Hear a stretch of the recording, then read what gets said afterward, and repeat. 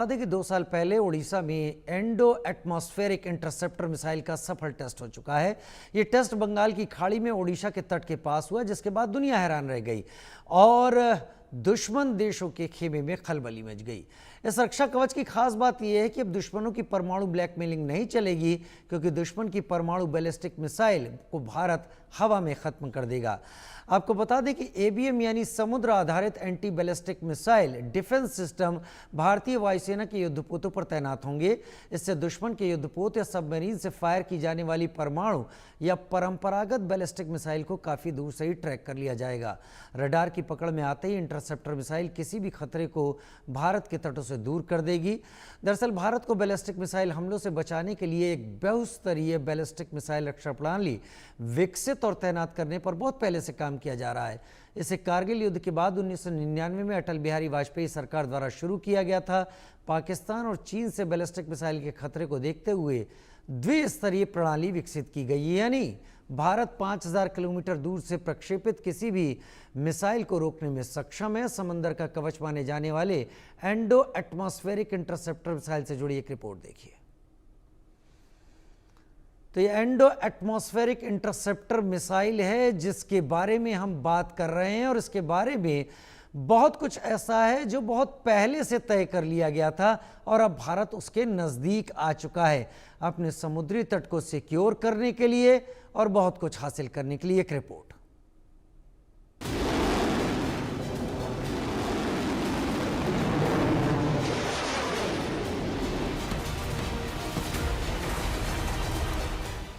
Endo atmospheric interceptor missile भारतीय समुद्री सीमाओं को अभेद्य ढाल। भारतीय सी बेस्ड डिफेंस सिस्टम, देश के कवच से दुश्मन बेदम। दुश्मन का परमाणु बैलिस्टिक मिसाइल हवा में ही हो जाएगा धुआं धुआं। धरती, समुद्र और आकाश, परमाणु ब्लैकमेलिंग का परमानेंट इलाज। आज से 2 साल पहले बंगाल की खाड़ी में उड़ीसा के तट के पास एक ऐसा कारनामा हुआ था जिससे दुश्मन देशों में खलबली मच गई थी। दरअसल डीआरडीओ और नौसेना ने उड़ीसा तट के पास एक युद्धपोत से एंडो एटमॉस्फेरिक इंटरसेप्टर मिसाइल का पहला परीक्षण किया था। इस परीक्षण का मकसद दुश्मन के बैलिस्टिक मिसाइल के खतरे को रोकना और उसे बेअसर करना था।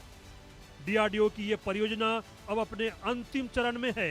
इसके पूरा होते ही भारतीय नौसेना बीएमडी क्षमता वाले देशों के महत्वपूर्ण क्लब में शामिल हो जाएगी।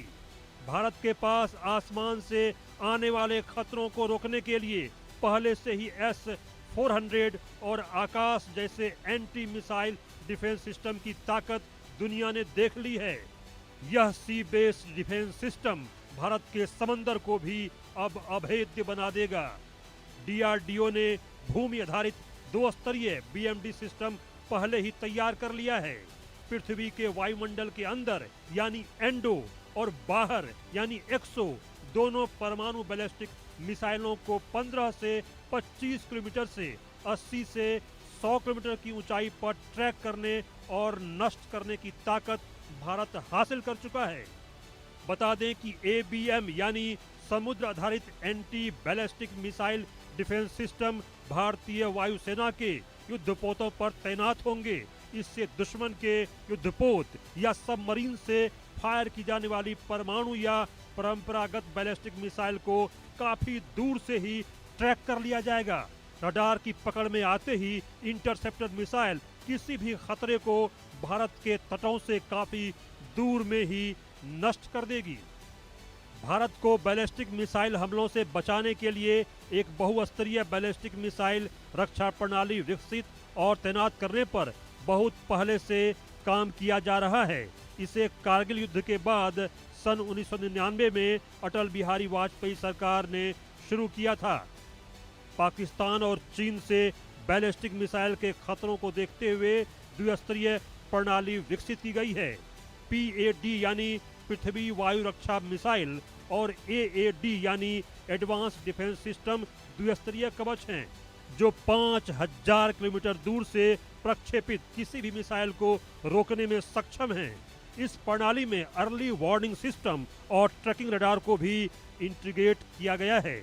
यदि मिसाइल परमाणु वॉरहेड ले जा रही है तो उसे वायुमंडल के बाहर नष्ट करना आदर्श माना जाता है, जो कि बहुत ही मुश्किल काम समझा जाता है। भारत के पीएडी यानी पृथ्वी एयर डिफेंस को एक्सो एटमॉस्फेरिक इंटरसेप्शन यानी कि वायुमंडल के बाहर मिसाइल को नष्ट करने के लिए ही डिजाइन किया गया है। यह काफी ऊंचाई पर बैलिस्टिक मिसाइलों को रोकने में सक्षम है। पीएडी का पहला सफल परीक्षण 27 नवंबर 2006 को किया गया, जब इसने एक पृथ्वी मिसाइल को नष्ट किया था। पैड सिस्टम में लंबी दूरी का ट्रैकिंग रडार लगाया गया है। पीडीवी में उन्नत इमेजिंग, इंफ्रारेड सीकर और डाइवर्ट थ्रस्टर्स होते हैं, जो सटीक निशाना लगाने में मदद करते हैं। Bureau report, India news.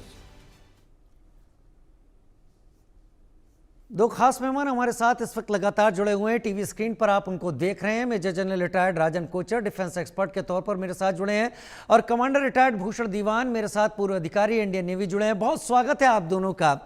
मेरा सवाल आज ज़्यादा आप लोगों से क्लिष्ट नहीं होगा, क्योंकि ये जो चीज़ अभी मैंने पैकेज स्टोरी के जरिए सामने रखी, क्या मेजर जनरल राजन कोचर न्यूक्लियर ब्लैकमेलिंग या न्यूक्स का डर दिखाना जो हमारे पड़ोसी की तरफ से हमेशा आता रहता है, फिलहाल एक और नया आ गया है, क्या उसका परमानेंट इलाज होगा ये डीआरडीओ का वेपन?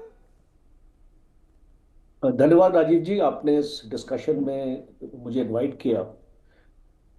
आपके प्रोग्राम में हम काफ़ी टेक्नोलॉजी पे डिस्कस करते हैं, और जो भी आपकी लेटेस्ट एक्विजिशन जो आ रही हैं, अग्नि प्राइम और इसको बाकी जो हमारी इसको मिसाइल्स की जो अभी इसको डेवलपमेंट हो रही है, अग्नि 1, तो ये एक बहुत बड़ा स्टेप है। और आपने जैसे बोला कि आज के दौर में जो भी देश है वो न्यूक्लियर ब्लैकमेल या न्यूक्लियर सेबर रैटलिंग करते हैं, तो एक डायरेक्ट मैसेज है, क्योंकि हमको लोगों की बातों से उनका जवाब नहीं देना है, हमको उनको करके दिखाना है कि हमारे पास क्या क्षमता है।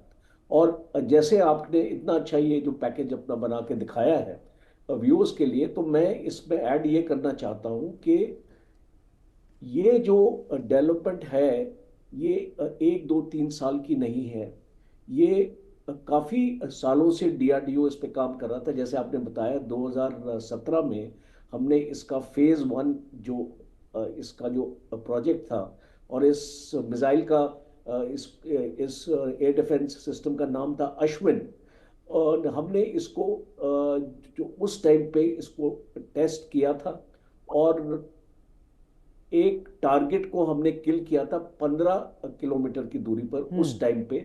और उस टाइम पे ये जो मिसाइल होती थी ये एक सिंगल स्टेज सॉलिड फ्यूल आपकी मिसाइल थी, जिसको हम एडवांस एयर डिफेंस 1 बोलते हैं। और अब हम बात कर रहे हैं फेज 2 की, जिसमें एडवांस एयर डिफेंस 1 और एडवांस एयर डिफेंस 2। और ये अभी इसकी खासियत ये है कि इसको सिंगल स्टेज से ये एक आपकी 2 स्टेज मिसाइल बन चुकी है। और इसका ये मतलब है कि हम टारगेट को एक्सोस्फीयर में भी एड्रेस कर सकते हैं, एंडोस्फीयर में भी एड्रेस कर सकते हैं, बिकॉज पहले ये काबिलियत नहीं थी। आपने इसको जैसे एक्चुअली बताया कि एटमोस्फेयर के और आगे जाके जहाँ पे आपका स्पेस होता है, एक्सोस्फीयर होता है, हम इसको मिसाइल्स को गिराने की कोशिश कर रहे थे। पर अब ये काबिलियत ये आ गई कि इसके पास एक सेकंड किल प्रोबेबिलिटी आ गई है कि अगर आपने एक्सोस्फीयर में टारगेट को मिस कर दिया तो अब आप उसको एंडोस्फीयर में टारगेट को एड्रेस कर सकते हैं 40 किलोमीटर। जैसे कि एक रेंज बैंड इसका बना हुआ है 15 से 40 किलोमीटर का, और इसकी जो रेंज आपने बताई है हजारों इसको किलोमीटर दूर हम इस टारगेट को एड्रेस कर सकते हैं। और एक लेयर्ड डिफेंस का कॉन्सेप्ट सामने आ रहा है कि अगर आप टारगेट को एक स्टेज में अगर मिस करते हैं तो दूसरे स्टेज में आप उसको मिस नहीं करेंगे जी। और बहुत इंपॉर्टेंट है क्योंकि हमारे जितने भी वनरेबल एरियाज हैं, जैसे कि आप दिल्ली ले लीजिए, मुंबई ले लीजिए, कमर्शियल सेंटर्स हैं, स्टॉक एक्सचेंजेस हैं, ऐसे ऐसे हमारे इंपॉर्टेंट कम्युनिकेशन सेंटर्स हैं, हम उनको ये इसको प्रोटेक्शन अपना दे पाएंगे। और एक बहुत इंपॉर्टेंट चीज़ है, जब दुश्मन के पास हाइपरसोनिक ग्लाइड मिसाइल्स होती हैं जो एक हाइपरसोनिक स्पीड से आती हैं, तो उसके पास एक ऐसा रक्षा कवच हमारे पास होना चाहिए कि जो ये हाइपरसोनिक मिसाइल्स को भी रोक सके। खास तौर पे जो न्यूक्लियर वॉरहेड लेके आती है, हम जिसको इंटरमीडिएट रेंज बैलिस्टिक मिसाइल्स बोलते हैं, आईआरबीएम्स, जो पाकिस्तान के पास क्षमता है वो लॉन्च एक्चुअली कर सकता है। तो ये बहुत इंपॉर्टेंट एक इसका जो किल चेन, एक मैं इसको किल चेन का बस इसको जिक्र एक्चुअली करना चाहता हूँ यहाँ पे, बिकॉज एक मिसाइल का जो किल चेन का जो कॉन्सेप्ट है वो स्टार्ट होता है, first you find the target, fix the target, track the target, and then engage the target, and then assess के भाई आपने उस टारगेट को मारा या नहीं मारा। तो ये जो किल चेन का जो एक टेक्नोलॉजी या एक सिस्टम है ऑपरेशन का मिसाइल का, हम इस मिसाइल में देखेंगे। जी। और लास्ट है कि बहुत जरूरी है आज के दौर में डिसेप्शन टेक्निक्स का इस्तेमाल करना। आप दुश्मन को आप अपने टारगेट से दूर रखने के लिए या अपनी इसको मिसाइल से दूर रखने के लिए, उसको पता नहीं चलेगा कि ये इंटरसेप्टर आ रही है, ये जो असली इंटरसेप्टर है, या आपने इसका इसका डिसेप्शन आपने किया है। जी। तो कई तरीके हैं दुश्मन के, इसको रडार को आप जैम कर सकते हैं, स्पूफ कर सकते हैं, डिकॉयज। आपको याद होगा एक रामा कवच की हमने बात करी थी, एक ड्रोन था जो अभी इसको डेवलप हुआ है, स्टेल्थ ड्रोन, जिसमें एक कोटिंग लगी थी और इसको हम स्टेल्थ कोटिंग बोलते हैं। वो भी इसको इंटरसेप्टर मिसाइल में लगेगी। और एक डिकॉय लॉन्च व्हीकल मींस दुश्मन को एक्चुअली पता नहीं चलेगा असली इंटरसेप्टर कौन है। एग्जैक्टली सिग्नेचर जो होंगे वो असली जैसे होंगे, और हालांकि जो हमारा इक्विपमेंट वेपन होगा वो अलग होगा, और सिग्नेचर जो मिल रहे होंगे डिकॉय के मिल रहे होंगे। खैर, कमांडर भूषण दीवान मेरे साथ जुड़े हुए हैं। ये एंडो एटमॉस्फेरिक इंटरसेप्टर मिसाइल सी बेस्ड है। पहली बार हमारा नेवल जो हमारा कोस्ट लाइन है वो छोटी नहीं है, बड़ी है। मलक्का स्ट्रेट तक हमको देखना पड़ता है, इधर मालदीव तक देखना पड़ता है। ख़ास तौर पर ये बॉम्बे हाई से आगे का जो एरिया इंटरनेशनल वाटर्स में आता है, और फिर उसके आगे जो पाकिस्तान का एरिया आता है, एक बड़ा एरिया हमको देखना पड़ता है। क्या ये इंटरसेप्टर मिसाइल अगर सी बेस्ड हैं और हमारी नेवी के हाथ में होती हैं तो कितना गेम चेंजिंग होगी, और भारत जो तैयारी कर रहा है वो आगे कितने सालों तक भारतीय नेवी और भारतीय इंडियन लैंड उसको सेफ रखेंगी? धन्यवाद राजीव जी। आप देखिए, नेवी के पास ये बीएमडी बैलिस्टिक मिसाइल डिफेंस होना बहुत जरूरी है। क्यों? बैलिस्टिक मिसाइल, जैसे हमारे पास भी बैलिस्टिक मिसाइल्स हैं, पृथ्वी है, अग्नि है, और हमारे पास भी क्रूज मिसाइल्स हैं, ब्रह्मोस। हम अपने दर्शकों को मालूम होना चाहिए, क्रूज मिसाइल जो है वो at the most 800 kilometre, 1000 kilometre तक जाता है। क्रूज मतलब फायर किया आपने और लो हाइट पे जाता है और 1000 किलोमीटर का डिस्टेंस तय करके वो मारता है। और बैलिस्टिक मिसाइल क्या होती? 2000 किलोमीटर, 5000 किलोमीटर। क्या मतलब? वो सीधी वर्टिकल फायर की जाती है और फिर वो नीचे ग्रेविटी से आती है। तो समझने की बात यह है, जो क्रूज मिसाइल होती है उसको डिटेक्ट करना आसान, उसको डिटेक्ट करना मुश्किल है। और जो बैलिस्टिक मिसाइल है उसको डिटेक्ट हो जाती है, आ रही है, इतनी फास्ट आती है, उसको किल करना मुश्किल है। तो ये किल करने के लिए स्पेशल हमारे पास जो मिसाइल चाहिए उसको किल करेगी, वो मैक्स 7 की मिसाइल हो।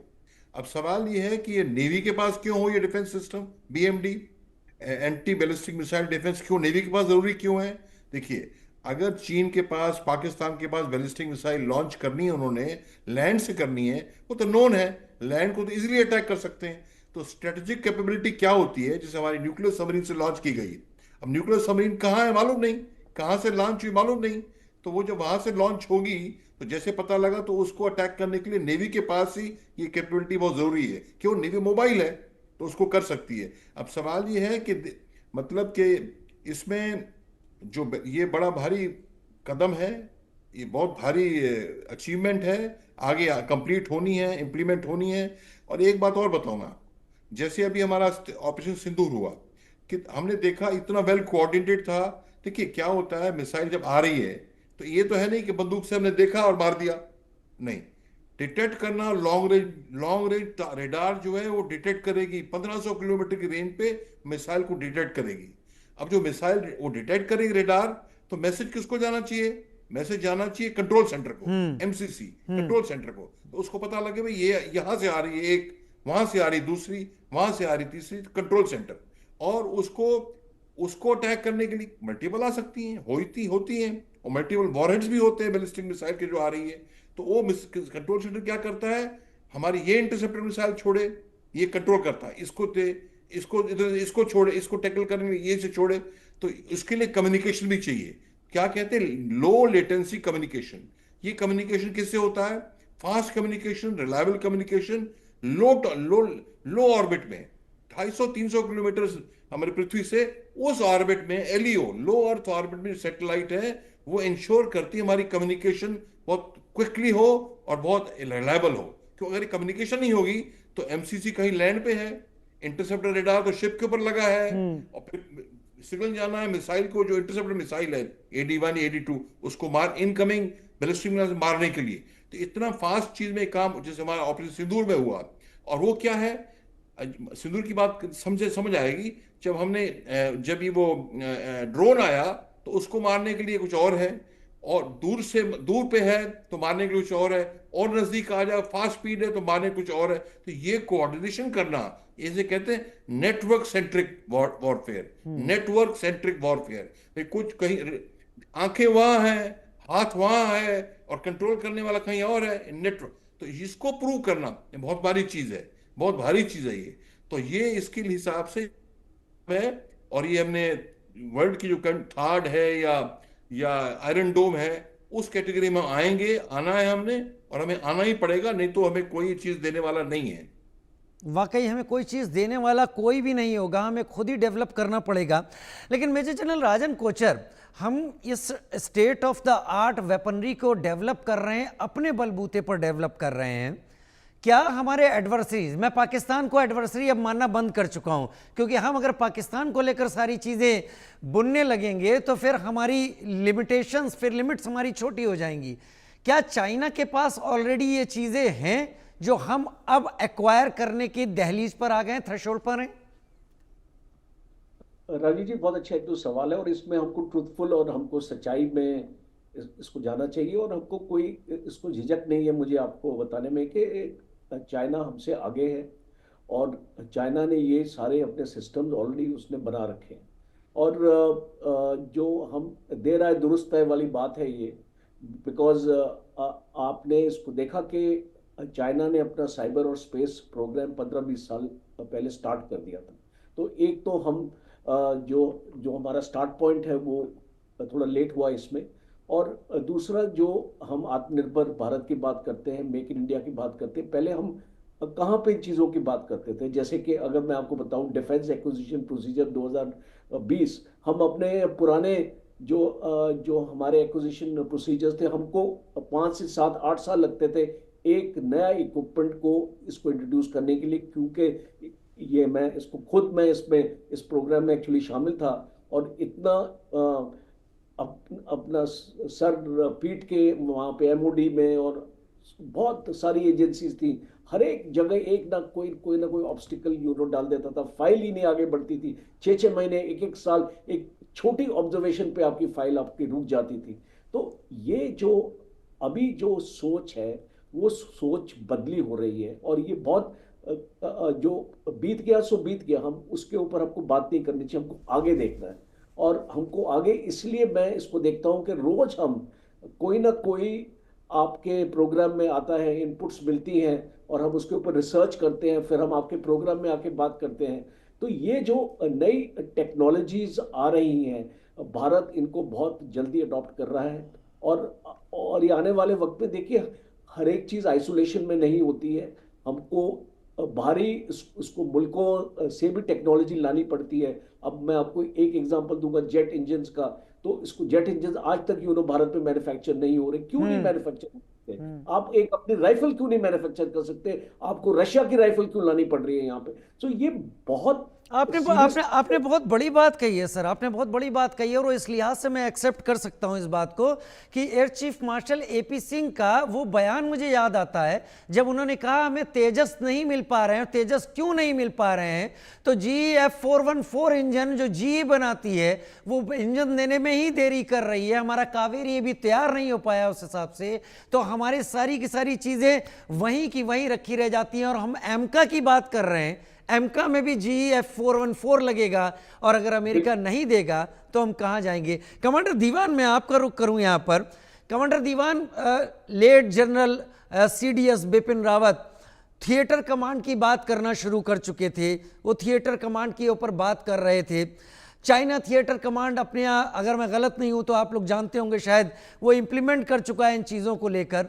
क्या हम इन वेपनरी के साथ नेवी, एयरफोर्स और सभी को एक थिएटर कमांड में लाकर कहीं बेहतर जवाब दे सकते हैं? जहां पर हमारे इस हथियार की बात है, अगर हम इसको इस्तेमाल कर रहे हैं तो जाहिर सी बात है कि हम बड़े टारगेट को डिस्ट्रॉय करने की कोशिश कर रहे हैं। बिल्कुल ठीक कह रहे हैं राजीव जी। मतलब ये सेपरेट सेपरेट डिपार्टमेंट पर, आर्मी, नेवी अलग डिपार्टमेंट है, एयरफोर्स अलग डिपार्टमेंट तो है नहीं, अलग सेनाएं हैं। पर जब तक आप इंटीग्रेटेड काम नहीं करेंगे, आज की दुनिया में इंटीग्रेटेड वॉरफेयर है सारा कुछ। तो इंटीग्रेटेड काम करने में क्या होता है, हर टाइप की यूनिट्स उसके अंदर हैं।